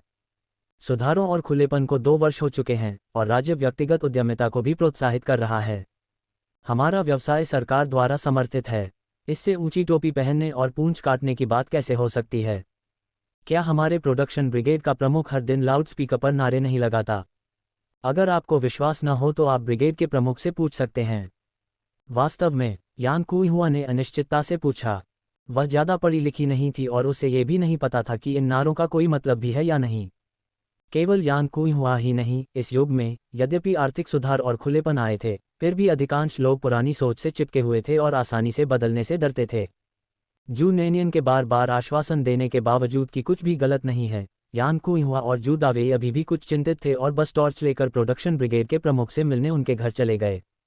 उत्पादन ब्रिगेड के प्रमुख का उपनाम भी जू था, जू एगुओ, 40 वर्षीय जूनियर हाई स्कूल डिप्लोमाधारी। यान कुइहुआ और जू दावेई को आते देख उसने सोचा कि इस बार यान कुइहुआ क्या मुसीबत खड़ी करने वाला है। ऐसा नहीं था कि शू आइगुओ को कोई चिंता थी, बात सिर्फ इतनी थी कि यान कुइहुआ की छवि एक कर्कश स्त्री की थी और उसके दौरे कभी भी अच्छी खबर नहीं लाते थे। लेकिन वह क्या कर सकता था, क्योंकि वह गांव की ब्रिगेड का मुखिया था। यद्यपि वह अनिच्छुक था, फिर भी उसे आतिथ्य सत्कार करना पड़ा। वह दूसरों के सामने ब्रिगेड के प्रमुख की तरह व्यवहार कर सकता था, लेकिन यान कुइहुआ के सामने वह दिखावा बेकार था। दावेई, तुम यहाँ क्यों आए हो? जू एगुओ ने बनावटी चिंता के साथ पूछा। जैसे ही यान कुइहुआ ने प्रवेश किया, उसने मांस की सुगंध सूंघी और खटास से कहा, वाह, क्या ब्रिगेड नेता का परिवार मांस खा रहा है। जू एगुओ ने जल्दी से अपने मुंह से तेल पोंछा। तुम क्या बात कर रहे हो? हमें तो खाने को भी पर्याप्त नहीं मिलता, तो मांस कहाँ से मिलेगा? आज डोंगजी की माँ ने सब्जियों में तेल की कुछ बूंदें डाल दीं। आप यहाँ क्या लेकर आए हो? क्या तुम्हें कुछ चाहिए? डोंगजी जू एगुओ का इकलौता बेटा था, जो जू नैनियन की उम्र का ही था, और वह हमेशा जू नैनियन से शादी करने के बारे में सोचता रहता था। लेकिन शू एगुओ इससे सहमत नहीं था। वह अपने संभावित ससुर को उकसाने का जोखिम नहीं उठा सकता था। यान कुइहुआ ने उपेक्षापूर्वक कहा, तेल की कुछ बूंदें। वह तेल और मांस की गंध में अंतर बता सकती थी। उन्होंने आम लोगों से कितना अनाज लूटा होगा, अन्यथा वे इतनी अच्छी तरह कैसे रह पाते? हालांकि आज उनके आने का एक उद्देश्य था, और वह उद्देश्य सिर्फ ब्रिगेड लीडर की खाना पकाने की आदतों को उजागर करना नहीं था। और यद्यपि वह मुसीबत से नहीं डरती थी, फिर भी वह ब्रिगेड लीडर को हल्के में नाराज नहीं करना चाहती थी, ताकि उसके परिवार को ब्रिगेड में भविष्य में मिलने वाले किसी भी विशेषाधिकार से वंचित न किया जाए। बात यह है, ब्रिगेड प्रमुख, जैसा कि आप जानते हैं, हमारा न्यान्यन शिक्षित और विचारों से भरा हुआ है। आज वह अपनी माँ और मुझसे व्यवसाय शुरू करने के बारे में बात कर रही थी, और मैंने सोचा, क्या ये सट्टा और मुनाफाखोरी नहीं है? लेकिन हमारी बेटी ने कहा कि अब व्यापार करने की अनुमति है। इसलिए उसकी माँ और मैं ब्रिगेड प्रमुख से पूछने के लिए जल्दी से वहां पहुंचे कि वास्तव में क्या हो रहा है। जू दावेई ने यान कुइहुआ की तुलना में कुछ वर्ष अधिक पुस्तकें पढ़ी थीं, और वह अधिक वाक्पटुता तथा संतुलित दृष्टिकोण के साथ बोलते थे। बेशक जू दावेई ने इस मामले को उठाने का साहस किया, क्योंकि ब्रिगेड हर दिन लाउडस्पीकरों के माध्यम से व्यक्तिगत उद्यमिता को प्रोत्साहित करने की घोषणा कर रही थी। यदि यह आर्थिक सुधारों से पहले की बात होती, तो जू दावेई ने पूछने की हिम्मत नहीं की होती, क्योंकि उन्हें डर था कि मुंह खोलने से पहले ही उन्हें सजा के लिए हिरासत में ले लिया जाएगा। इसलिए लाउडस्पीकर के माध्यम से प्रतिदिन नारे लगाना पूरी तरह से बेकार नहीं था। कम से कम इससे लोगों को पूछने का साहस तो मिला। जू एगुओ ने सोचा कि यह कोई और मामला है, और उसे राहत मिली। जब तक यान कुइहुआ कोई परेशानी पैदा नहीं कर रहा था, तब तक सब कुछ बातचीत योग्य था। ये सुनकर कि जू दावेई ने कहा कि उनकी बेटी व्यवसाय में अपना हाथ आजमाना चाहती है, जू एगुओ ने तुरंत कहा, दावेई, आप किस बारे में बात कर रहे हैं? क्या अंतर्वलन और अटकलें? ये सब पुरानी सोच है। सुधार और खुलेपन की वसंत बयार पिछले 2 वर्षों से बह रही है। सरकार अब व्यक्तिगत उद्यमिता को प्रोत्साहित कर रही है। व्यापार करना अच्छी बात है, ये सरकार के आह्वान का जवाब है। नैनियन को बताएं, यह अच्छा है, और मैं, जू एगुओ, उसका समर्थन करने वाला पहला व्यक्ति होऊंगा। ये सुनकर जू दावेई को तुरंत आशा की किरण दिखी, लेकिन वह इस बात से चिंतित था कि गांव में लोग उसकी पीठ पीछे बातें कर रहे हैं। ये सच है कि सरकार ने व्यक्तिगत उद्यमिता की अनुमति दी है, लेकिन यदि कोई गुप्त रूप से व्यवसाय करता है, तो उसे अभी भी निशाना बनाया जाएगा और डांटा जाएगा, और उन्हें नीची नज़र से भी देखा जाएगा। जू दावेई की हिचकिचाहट को भांपते हुए जू एगुओ ने जल्दी से कहा, दावेई, आपको इसके बारे में चिंता करने की ज़रूरत नहीं है। बस नैनियन को वह करने दो जो वह चाहती है, और अगर कोई उसकी पीठ पीछे गपशप करने की हिम्मत करता है, तो मैं, जू एगुओ, उन्हें छोड़ने वाला पहला व्यक्ति होऊंगा। ये सुनकर जू दावेई बहुत खुश हुए और मुस्कुराना बंद नहीं कर सके, और यान कुइहुआ भी अत्यधिक रोमांचित हुए। तो हमें ब्रिगेड लीडर को धन्यवाद देना चाहिए। उन्होंने जवाब दिया, धन्यवाद की कोई आवश्यकता नहीं है, ब्रिगेड लीडर के रूप में ये सब मेरे काम का हिस्सा है। ब्रिगेड लीडर की स्वीकृति के साथ यान कुइहुआ और जू दावेई को राहत मिली, और वे जल्दी से घर चले गए। उनके जाने के बाद जू एगुओ की पत्नी डिंग विहुआ मांस की एक प्लेट पकड़े हुए बाहर आई। ओह, इससे तो मैं बहुत डर गया। यान कुइहुआ का मुंह बहुत बड़ा है। अगर उसने ये देखा होता, तो कौन जाने, कल तक पूरे गांव को पता चल जाता कि हम मांस खा रहे हैं।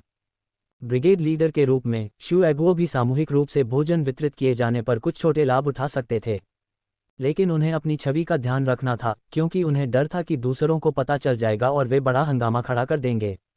जू एगुओ ने अपना मुंह पोंछा, अभी भी मांस के बारे में सोच रहा था। बिल्कुल वही बकवास करने वाला जो उसे उकसाने की हिम्मत करेगा। डिंग विहुआ ने व्यंग्यात्मक लहजे में कहा, उस लड़की जू नैनियन को यान कुइहुआ ने सचमुच बिगाड़ दिया है। वह व्यापार करने के बारे में सोचती है, और उसे इसमें कोई शर्म नहीं है। केवल वे लोग ही इस तरह की शर्मनाक अटकलों में शामिल होने के बारे में सोचेंगे जिनके पास कोई संभावना नहीं है और जो कार्य अर्जित करने में असमर्थ हैं। जू एगुओ को यह सुनना अच्छा नहीं लगा। उन्होंने कटोरे पर अपनी चॉपस्टिक थपथपाई। कॉमरेड डिंग विहुआ, मुझे आपकी आलोचना करनी चाहिए। ऐसा लगता है कि मैंने जो भी शब्द कहे वे सब व्यर्थ थे। शर्मनाक से आपका क्या मतलब है? राष्ट्र अब विकास कर रहा है, और व्यक्तिगत उद्यमशीलता को प्रोत्साहित करना अच्छी बात है। जब लोग विकसित होंगे तभी राष्ट्र भी उनके साथ विकसित हो सकेगा, और इसके विपरीत भी। यदि देश को विकसित करना है तो हम आम लोगों को भी योगदान देना होगा। आपको इन पुराने विचारों को छोड़ देना चाहिए। मैं जानता हूँ, मुझे पता है। मैंने तो बस कुछ शब्द कहे थे, देखो तुमने कितने शब्द कहे हैं। जू एगो हंसे, आपको ब्रिगेड लीडर की पत्नी बनने के लिए किसने कहा? आपकी सोच मेरी सोच से मेल खानी चाहिए। यान क्विहुआ और जू दावेई घर वापस आए और तुरंत जू नेनियन को उसके कमरे से बाहर बुलाया। जू जिकियांग ने शोर सुना और वह भी बाहर आ गया। जू जिचेंग और जू डोयू भी बाहर आए, ये देखने के लिए उत्सुक थे कि क्या हो रहा है। परिवार मुख्य कमरे में बैठ गया। जू दावेई ने अपना गला साफ करते हुए कहा, आपकी माँ और मैं ब्रिगेड लीडर के घर गए थे और हमने उनसे इस मामले के बारे में पूछा। जू नेनियन ने होंठ भींचकर मुस्कुराते हुए कहा, ब्रिगेड लीडर ने क्या कहा? ब्रिगेड लीडर ने कहा कि कोई समस्या नहीं है, आप आगे बढ़ सकते हैं। यान कुइहुआ ने उत्सुकता से जू नेनियन के साथ खुशखबरी साझा की। जू नेनियन को बिल्कुल भी आश्चर्य नहीं हुआ। भले ही ब्रिगेड लीडर व्यक्तिगत रूप से इस तरह की बात से सहमत न हो, लेकिन उसे निश्चित रूप से यह कहना होगा कि उसने सार्वजनिक रूप से इसे प्रोत्साहित किया। और यदि वह सहमत हो गया तो यह और भी अच्छा होगा। जू न्यानियन ने यान कुइहुआ और जू दावेई को अपना पहला व्यावसायिक विचार समझाया। ड्रैगन बोट फेस्टिवल परसों था और ड्रैगन बोट दौड़ के लिए निश्चित रूप से बड़ी भीड़ होगी। हर कोई मौज मस्ती के बारे में सोच रहा होगा और संभवतः पानी नहीं लाएगा। गर्मी पहले से ही बहुत थी और प्यास लगना स्वाभाविक था। वहाँ कुछ लोग व्यापार कर रहे थे, लेकिन ऐसा भी नहीं था कि वे फल बेचते थे। फल अब दुर्लभ वस्तु बन गए थे, जिनकी कीमत 3 या 4 पैसे प्रति पाउंड थी, और हर कोई उस पैसे को खर्च करने को तैयार नहीं था। तो सवाल ये था कि प्यास लगने पर क्या किया जाए। नैनियन ने बहुत पहले ही सोच लिया था कि वह बर्फ से ठंडा किया हुआ गन्ने का पानी बेचेगी।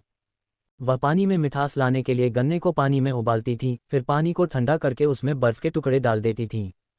यह मीठा होगा, जितना अधिक आप पेंगे आपका मुंह सूखेगा नहीं, और यह सस्ता भी होगा, केवल 8 माओ प्रति कप। इसकी अच्छी बिक्री होना तय था। जब उसने यह विचार साझा किया तो यान कुइहुआ और जू दावेई दोनों चुप हो गए। उनकी सोच काफ़ी हद तक पारंपरिक थी और गरीबी के आदी होने के कारण वे यह नहीं समझ पाते थे कि जो लोग थोड़े बेहतर स्थिति में हैं वे क्या सोचते होंगे। 8 माओ वास्तव में सस्ते थे, लेकिन घर पहुंचने तक प्यास सहन करने के बजाय एक कप पानी पर 8 माओ खर्च करना उनके लिए अपमानजनक था। हालांकि चूंकि यह उनकी बेटी थी जो ऐसा करना चाहती थी, इसलिए यान कुइहुआ ने दांत पीसते हुए सहमति दे दी। लेकिन उसने सोचा कि इस व्यवसाय से शायद पैसा नहीं कमाया जा सकेगा। जू नेनियन ने कार्रवाई करने से पहले इस पर चर्चा की थी, क्योंकि उन्हें वित्तीय सहायता की आवश्यकता थी, उन्हें कुछ चीज़ें पहले से तैयार करनी थीं।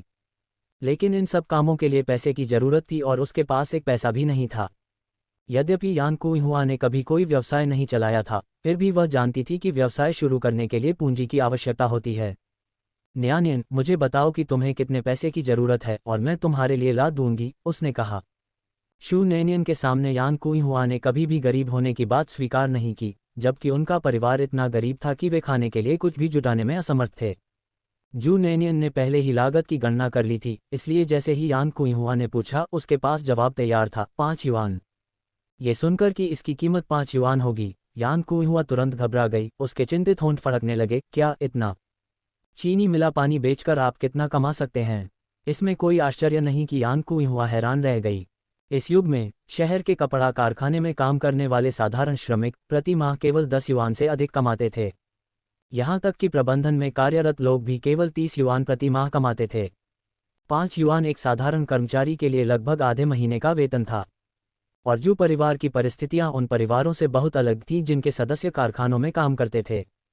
परिवार के पास कुल 8 युआन की बचत थी। क्या आप सदमे के लिए यान कुइहुआ को दोषी ठहरा सकते हैं? न्यानियन, क्या हम ऐसा नहीं करेंगे? मैं आपकी सहायता कर सकती हूँ और आपको दहेज की चिंता करने की जरूरत नहीं है, उसने सुझाव दिया।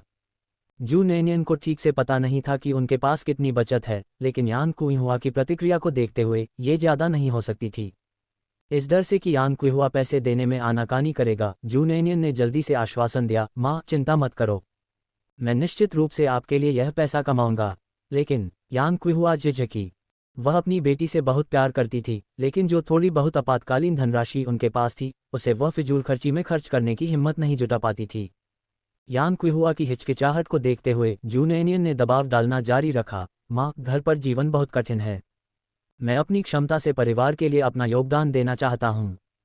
क्या आपको नेनियन पर भरोसा नहीं है? और यह मत भूलिए कि मैं हाई स्कूल से स्नातक हो चुका हूँ, मेरे पास बहुत ज्ञान है और मैं घाटे का सौदा नहीं करूँगा। जू नेनियन भावनात्मक कार्ड खेलने के साथ साथ खुद के बारे में शेखी भी बघार रही थी। यान कुइहुआ हमेशा से मानती थी कि उसकी बेटी नैनियन सबसे बुद्धिमान है। चूंकि उसकी बेटी ने कहा कि वह पैसा कमा सकती है, तो वह निश्चित रूप से ऐसा कर सकती है। अपने होंठ काटते हुए वह अंततः सहमत हो गई। यहाँ रुको, मैं तुम्हारे लिए पैसे लेकर आती हूँ, उसने कहा। अपने दिल में यान कुइहुआ ने सोचा कि भले ही वे पैसे नहीं कमा सकते, लेकिन जब उसकी बेटी ने इतना कुछ कह दिया है, तो वह अपनी बेटी के इरादे को बिल्कुल भी नकार नहीं सकती। ये 5 युआन था, तो ठीक है। यदि वे इसे खो देते हैं, तो वे बाद में इसे वापस कमा सकते हैं। वे अपनी बेटी को दुखी और टूटा हुआ महसूस नहीं होने दे सकते थे, और न ही वे उसके आत्मविश्वास को कम कर सकते थे। जब जू दावेई ने सुना कि इसके लिए 5 युआन जितनी बड़ी पूंजी की आवश्यकता है, तो वह तुरंत थोड़ा निराश हो गया। ड्रैगन बोट दौड़ केवल 1 दिन तक चली। लाभ कमाने की बात तो भूल ही जाए, यदि वे पूंजी वापस पा सके तो ये काफ़ी अच्छा होगा। लेकिन यान कुइहुआ की तरह वह भी अपनी बेटी के उत्साह को कम नहीं कर सकते थे। शू जिकियांग ने अपने चतुर दिमाग से शुरू से ही सुन लिया था और सोचा था कि शू नैनियन का दृष्टिकोण व्यवहारिक है। बहन, मुझे अपने साथ चलने दो, उसने कहा। जू नैनियन ने पहले से ही जू जिकियांग से मदद मांगने की योजना बना ली थी, इसलिए जब उसने स्वेच्छा से मदद की पेशकश की तो उसने स्वाभाविक रूप से मना नहीं किया। ठीक है, समय आने पर तुम मेरे साथ आओगे। ये सुनकर जू जिकियांग ने जोर से सिर हिलाया। ठीक है। यान कुइहुआ जल्दी से मुख्य घर में गई और कपड़े का थैला उठाया जिसमें उसने अपने पैसे रखे थे।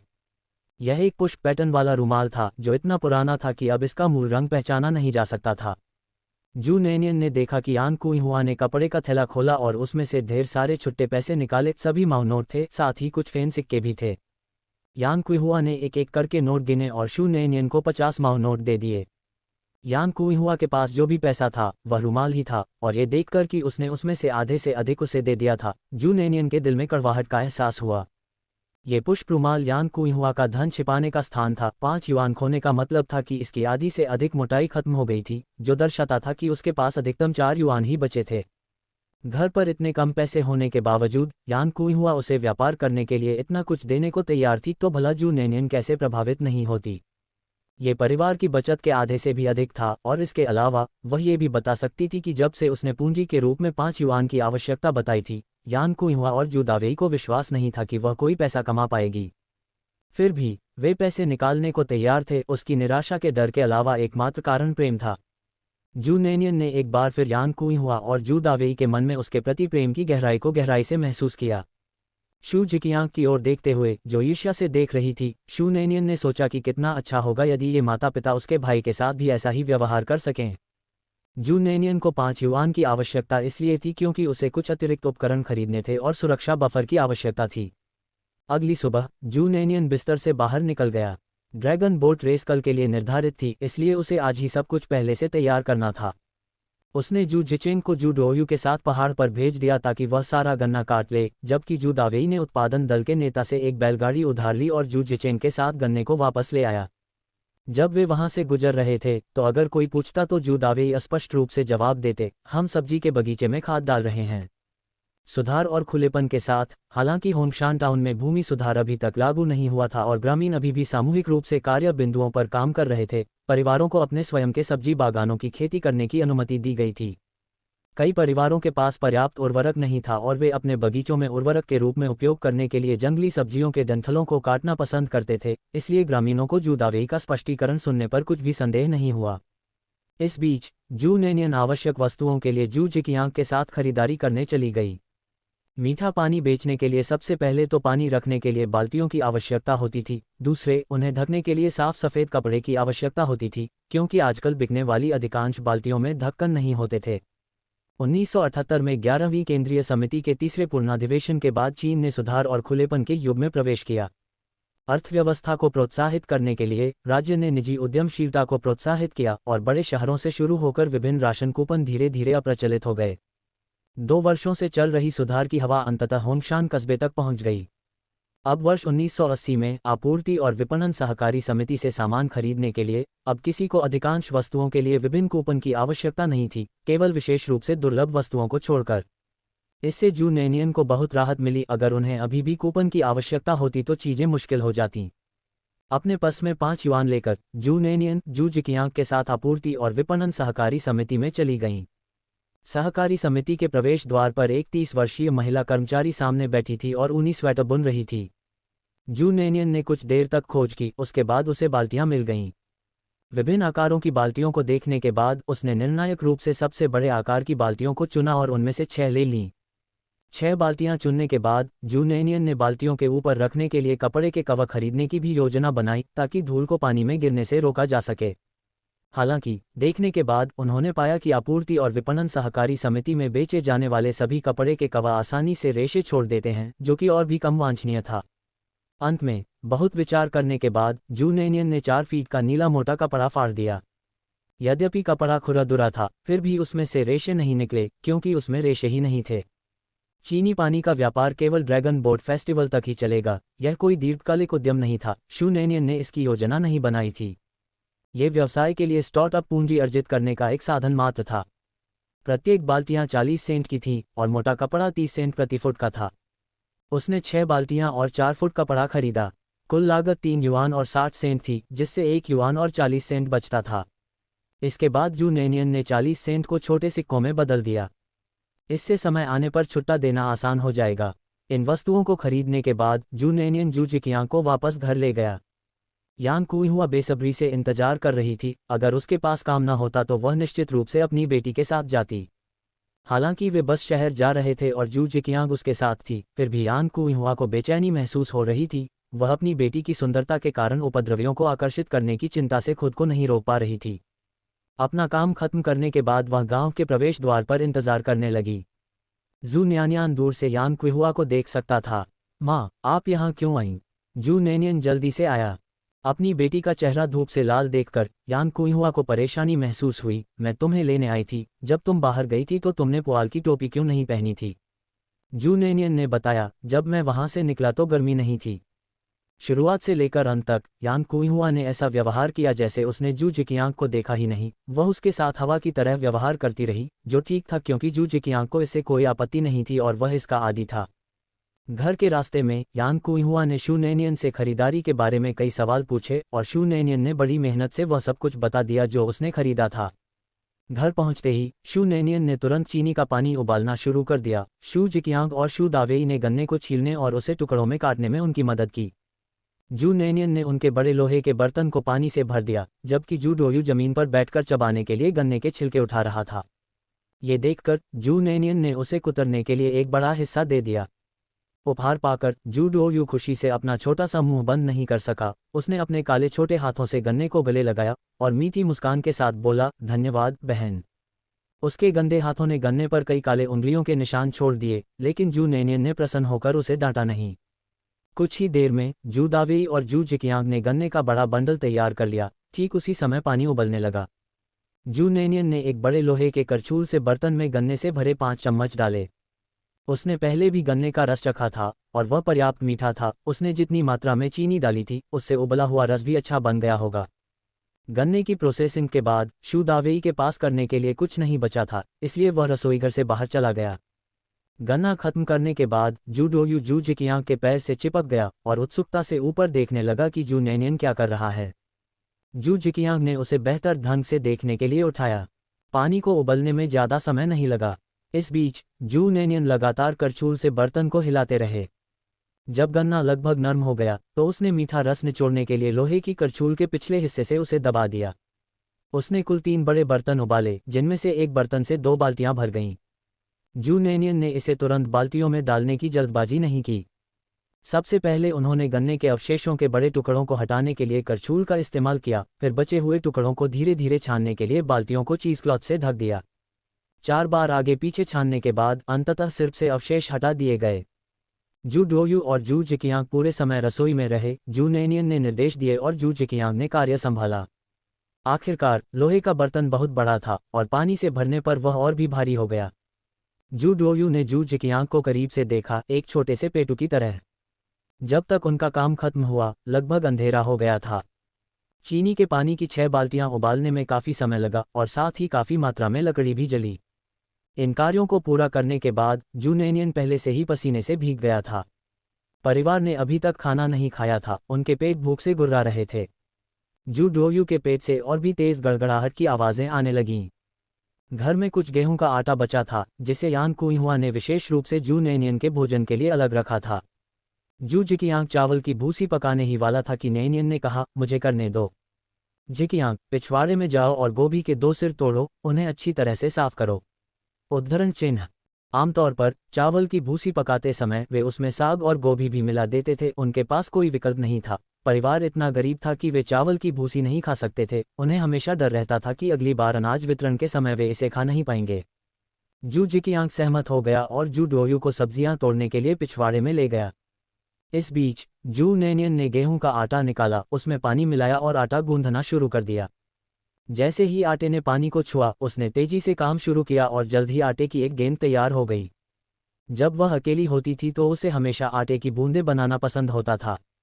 गेहूं का आटा ज्यादा नहीं था, शायद एक परिवार के भोजन के लिए पर्याप्त था, जिसे शू नैनियन ने पूरी तरह से फेंक दिया। आटे की बूंदें बनाने के लिए आटे को आराम देने की आवश्यकता नहीं होती। इसे एक गेंद के आकार में गूंधा जा सकता है और टुकड़ों में तोड़ा जा सकता है और पानी उबलने के बाद सीधे उबाला जा सकता है। जल्द ही जू जिकियांग जू डोयू के साथ गोभी के 2 बड़े सिर पकड़े हुए वापस आ गया। जैसे ही वे वहां पहुंचे, उन्होंने जू नैनियन को आटा गूंधते देखा। डोयू की नज़रें बोर्ड पर बिछे सफ़ेद आटे पर टिकी थीं। वह उसे बड़ी लालसा से देख रहा था और अपने छोटे हाथों से अपनी आंखों को जोर से रगड़ भी रहा था। बहन, क्या ये सफ़ेद आटा है?